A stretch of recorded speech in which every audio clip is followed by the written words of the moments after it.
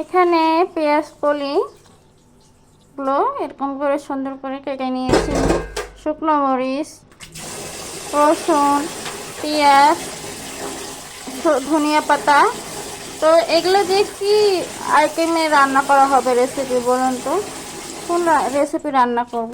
আচ্ছা, বলতে পারলেন না তাই না? তো চলো আমার রেসিপি শুরু করে দিই। এখানে পেঁয়াজ কলি দিয়ে সুন্দর একটা রেসিপি হবে।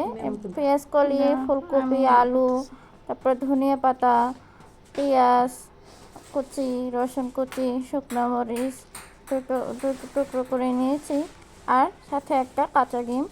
এই ডিমটা দিয়ে সুন্দর করে ফুলকপির একটা রোস্ট হবে। তো দেখুন, জিরা ফোড়ন দিয়ে দিলাম তেলে। গরম তেল একটু গরম হওয়ার পর জিরা, একটু শুকনো মরিচ একটু চিড়ে রেখেছিল আম্মু, শুকনো মরিচ দিয়ে দিল। সুন্দর করে এখন একটু ভেজে নেবে। পেঁয়াজ, কুচি করা পেঁয়াজ, রসুন পরিমাণ মতো দিয়ে দিল। বেটে রাখা আদা রসুন এখানে কিচ্ছু দিব না, যা শুধু এই কটা জিনিস দিয়ে আজকে রান্না করব। যেগুলো কেটে রাখা ছিল সেগুলো দিয়ে রান্না করব আজকে। কিন্তু আজকেও বাইরে অনেক ঠান্ডা, বাতাস, রোদ ওঠে নেই আমাদের এলাকায় আজকে।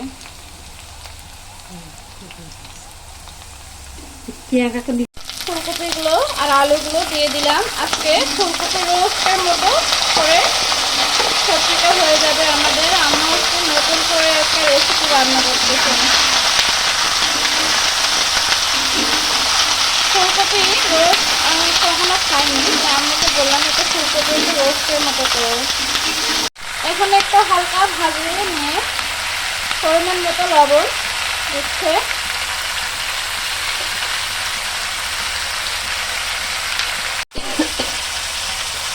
হলুদ দিয়ে দিল পরিমাণ মতো। রান্না করার সময় অবশ্যই জানালা খুলে দিবেন, নাহলে ঘাসটা না পেঁয়াজ লাগে, অনেক ক্ষতিকর কিন্তু। একটা একটা ছোট্ট পিস দিয়ে দিলাম।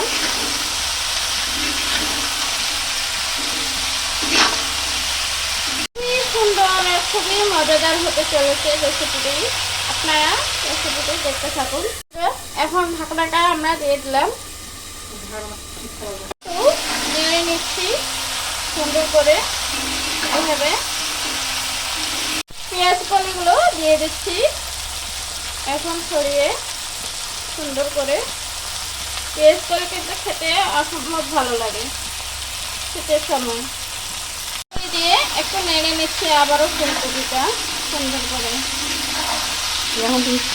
একটু ফ্রাই হয়ে গেছে ফুলকপিটা। বলছিলাম ফুলকপির রোস্ট হবে সুন্দর।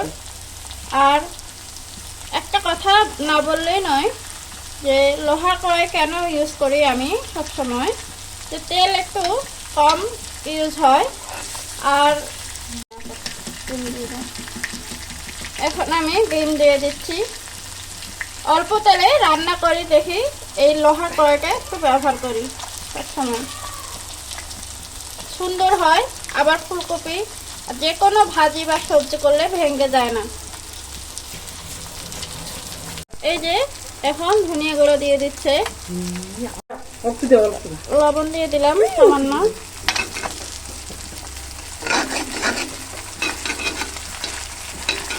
এখন ভেঙে নিব। প্রায় একটু নুডলসের মতোই কি রান্না হবে। আমি বলছিলাম একটু গাজর দিতে, তা আম্মু গাজর পছন্দ করে না।